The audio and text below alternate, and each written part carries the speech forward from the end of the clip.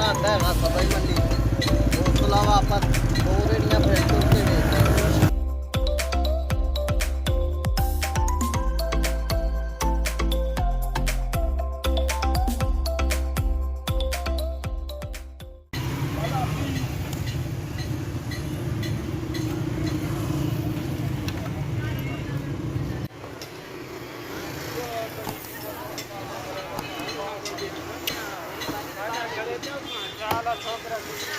सालन में ये फ्राई करिए केड़े सही रहे सालन में तेलेगा फ्राई होती है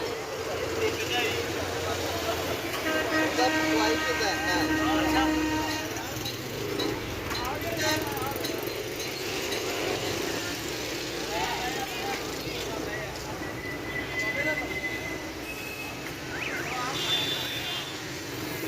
मेरी प्लान है दुकान वाली। हाँ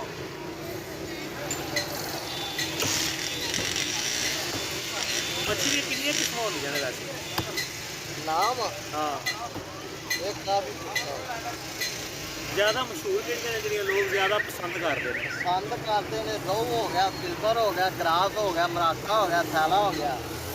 नहीं सारे ने ज़्यादा लोग पड़े को केड़ी डिमांड करते हैं भैया मच्छी होनी चाहिए रोहू ज़्यादा रोहू आता है।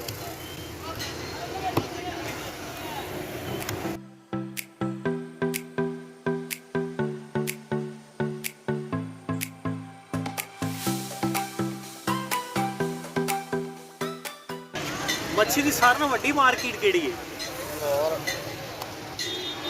पूरे पाकिस्तान च जेड़ी उर्दू बाजार वाली मार्केट सारे नाल वड्डी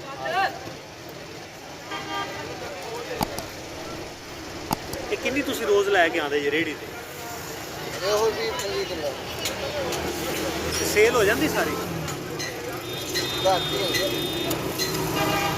ਸੀਜ਼ਨ ਤੋਂ ਹੋ ਜਾਂਦੀ ਫਿਰ ਸੀਜ਼ਨ ਦੀ ਮਾਨ ਸਵਾ ਮਨ ਪਾ ਦੇ।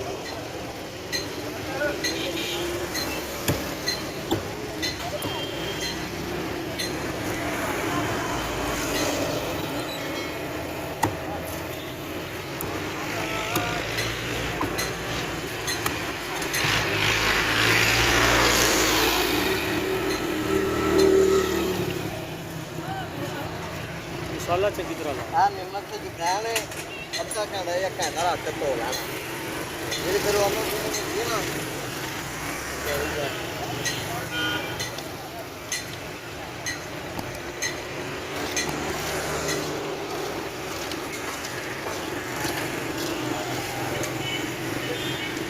तेरे को स्पेशल मंगवानी हो ਪਤਿੰਦੋ ताकि हथों तो नहीं आनी चाहिए सही तरह ਖਾਣ ਲੱਗੇ ਕੀ ਕਰੋ ਮੈਂ ਕਹ ਰਿਹਾ ਖਾਣ ਲੱਗੇ ਕੀ ਕਰੋ मैं नहीं मैं तुझी खाना होता